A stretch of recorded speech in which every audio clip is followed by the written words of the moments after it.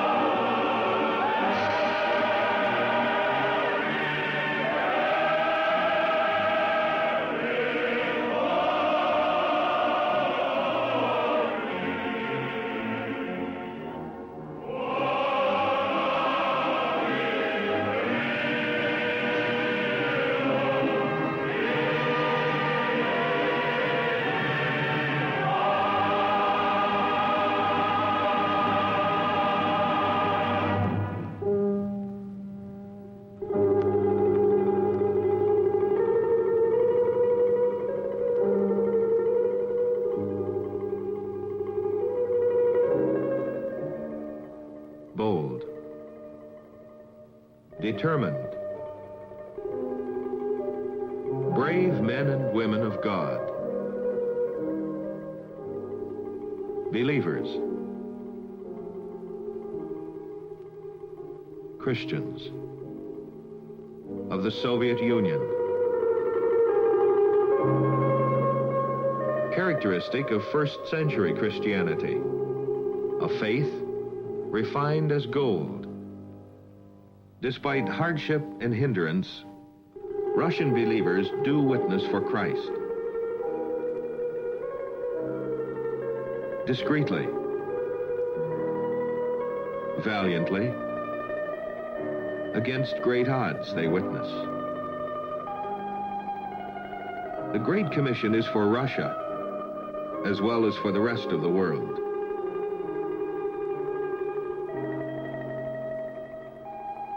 Just how effective can you be in teaching Russians the Word of God, where the number of churches is limited,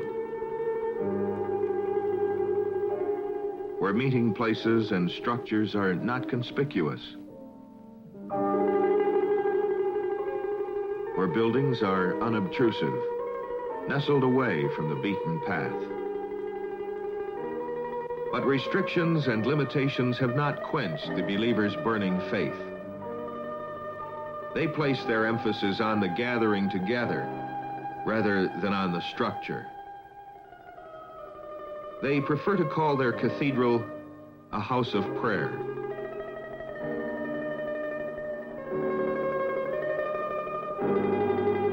Then how do you develop leaders behind the Iron Curtain, where only a few Bibles are permitted, where no Sunday schools or Bible colleges are allowed?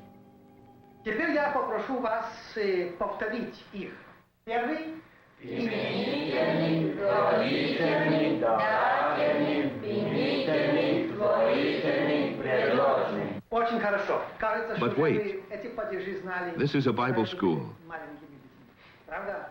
And the people, желаю, чтобы вы the language, скажите, пожалуйста, на какой Russian. вопрос отвечает родительный падеж? Родительный падеж требует вопрос, ответ это кого, чего, нет. Сестра Сара, вы ответьте, на какой вопрос отвечает дательный падеж? This is the Russian Bible Institute, Сестра Надя, the only one in the world, ответьте, на какой 9,000 miles from отвечает Moscow. обвинительный падеж? Place, Buenos Aires, Argentina. In 1941, Peter Danica, director of the Slavic Gospel Association, traveled to Argentina, rushing the gospel to the Russians, as he would put it. The promise of a new way of life brought many Slavic people across the ocean to the Western Hemisphere. Opportunity and freedom beckoned from the New World. They came from Russia, Ukraine, Poland, and other satellite countries. The land of Argentina Brazil, Uruguay, and Paraguay drew millions. The new immigrants found themselves flung into a setting and culture much different from their native Russia, with her cold winters, poppy fields, and birch trees. They were destined now to take up a new life in a tropical land, surrounded by nature's exotic beauty. Immediately, they faced the laborious task of clearing the land in their new habitat and adapting to a new culture and language. Now, a Cossack was a gaucho.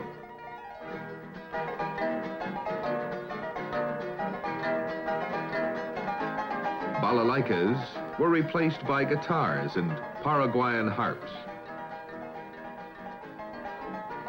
It was a new world for them, but more than that, a free one. Here one could have freedom of worship.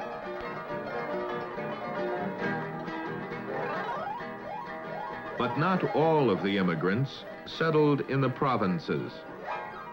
Many with skills and professions undertook businesses in urban centers of South America.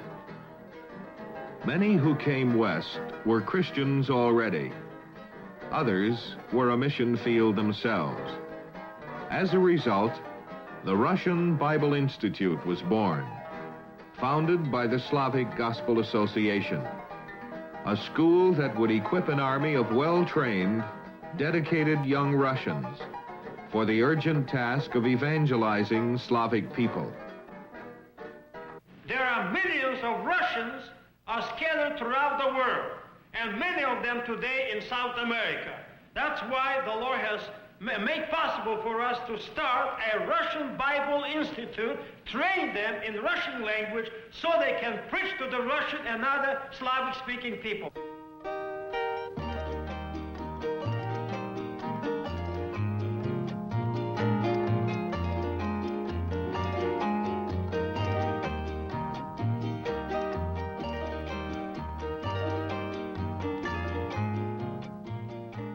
Today, the Institute prospers, training Russians with an outreach that extends around the world.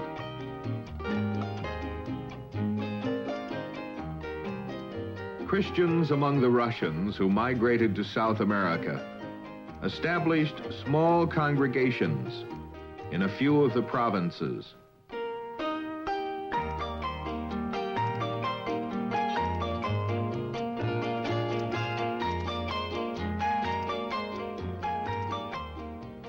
But only a handful of men were available who qualified to teach the Word of God. Many caught the vision, sent their sons and daughters to the Russian Bible Institute for the training denied them in their motherland.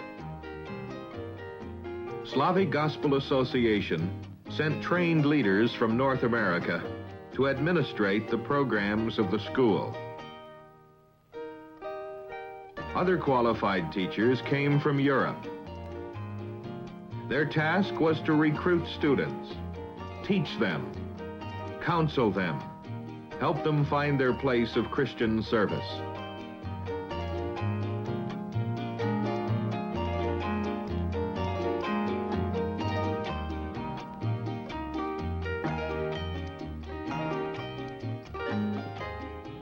Is RBI really different from Bible schools around the world? For one thing, it's Russian.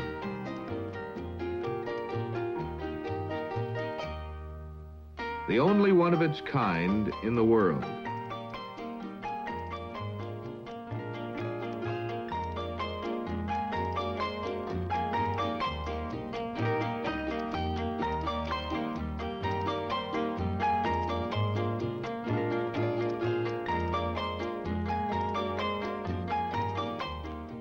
The Russian Bible Institute offers a 3-year course in Bible, theology,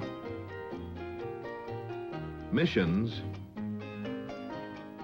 music, and all in the Russian language.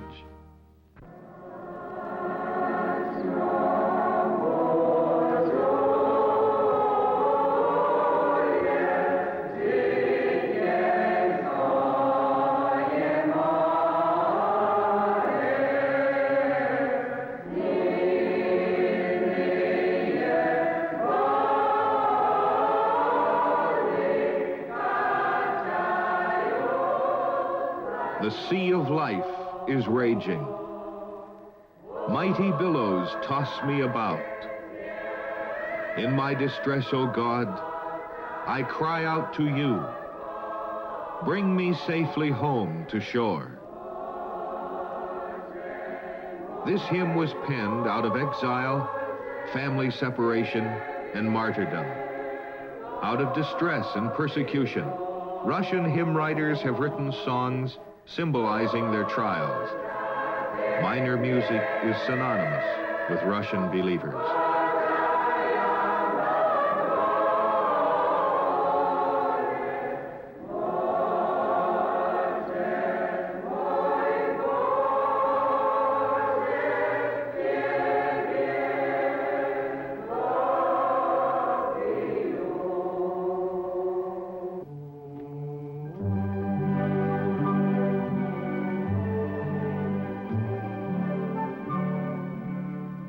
The vision of this mission has contributed to the growth of Slavic churches in many countries of the free world.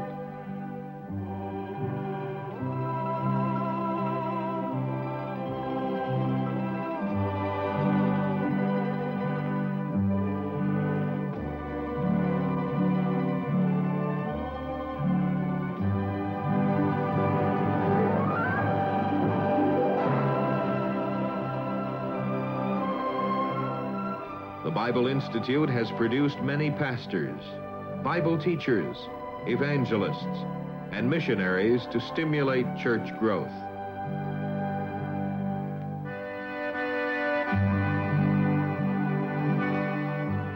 Slavic Gospel supports some 50 Russian workers, in addition to other missionaries. Some of these missionaries are in areas where there are no churches. Some are in free Europe, working among displaced Slavic people. Others in satellite countries.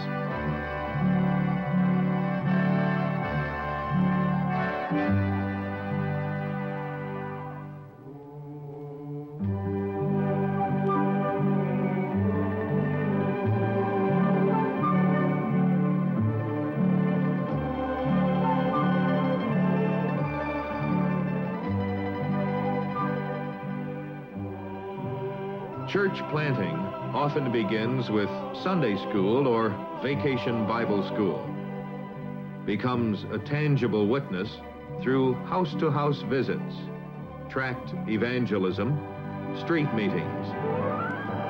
Other graduates have a fruitful ministry in itinerant gospel preaching and counseling. Modern-day circuit riders with a late model Honda replace the horse of another generation.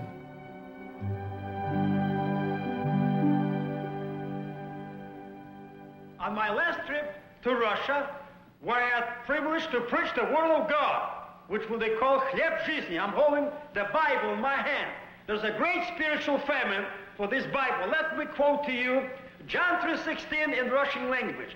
«Ибо так Бог возлюбил мир, что отдал Сына Своего, единородного, дабы всякий верующий не погиб, но имел жизнь вечную». And after the service, because my Bible's gone, immediately one brother took it away. But on my way from the church, there are few men followed me and pled me for the bread of life, for the Word of God. And one man, the last man, pled with me in the name of the Lord, Brother Deneka, give me your Bible, the bread of life. I have to give. There is a spiritual hunger for the Word of the Lord. Even though there's a great need for Christian literature in Russia, It's amazing to see how far the Christian church in Russia has gone with the few Bibles and Christian books they do have. Not too long ago, I met a man in Russia named Sasha. He came up to me after a church service and pled with me for a Bible. He had come a couple of thousand miles during his vacation just to search for a Bible. We receive thousands of requests like this for literature. So those of us in Slavic gospel feel obligated to keep producing what literature we can as funds are available. While we have the opportunity, we're continuing to supply them with Bibles. We are continuing to translate and print as much as we can such things as concordances, hymn books, Life of Christ stories, children's booklets, and many other devotional materials. Because Russians love to read, literature is a very effective way to reach them. Через тени Христа вижу, при конце земного дня, Его голос почти слышу, тишине главу склоня. The most effective way to reach the masses in the Soviet Union is radio. Graduates of the Russian Bible Institute and other radio workers produce many Russian broadcasts for major transmitters of the world, reaching more people with the gospel every day than Paul did in his lifetime.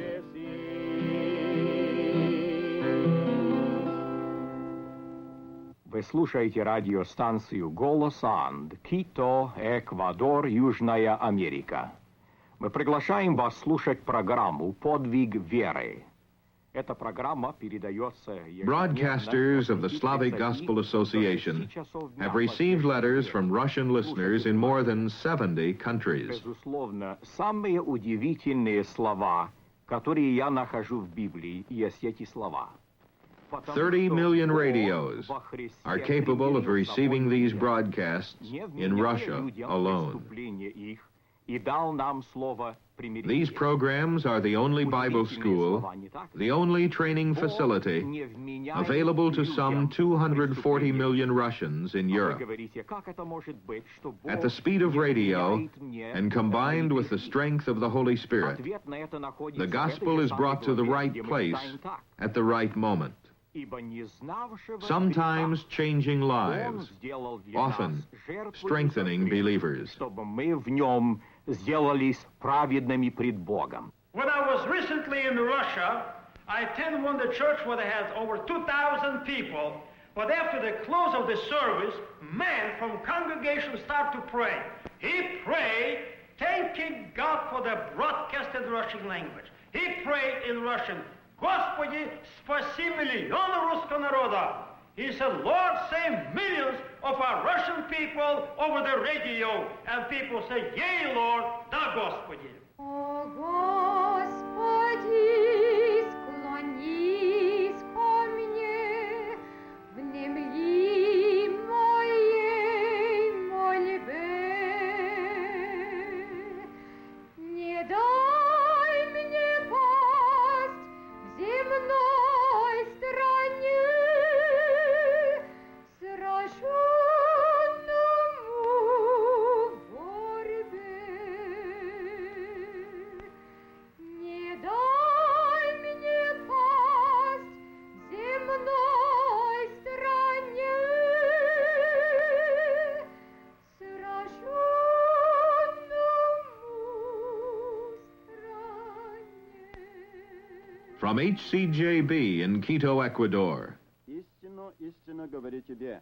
HLKX in Korea, the Far East Broadcasting Company in the Philippines, Trans World Radio in Monte Carlo and Bonaire. SGA radio personnel reach the unreachable with the good news of Christ. В этом есть великая нужда.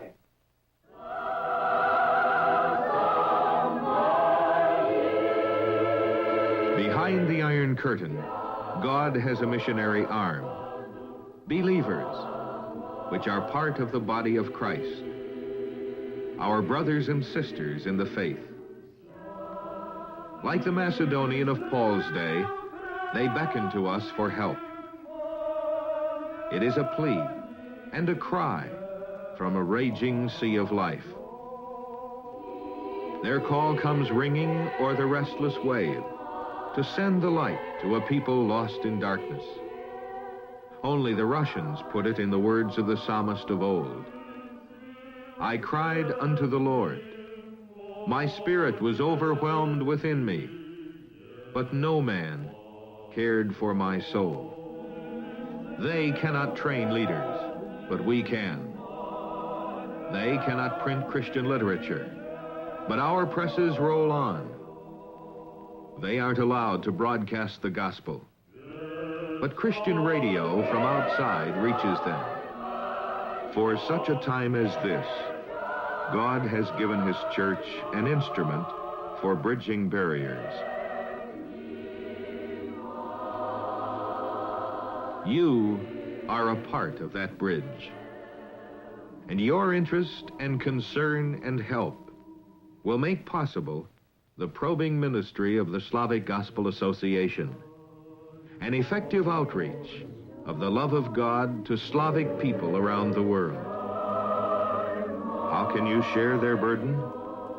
By helping them, encouraging, praying, strengthening, equipping them, reaching out to the Slavic people in all parts of the world.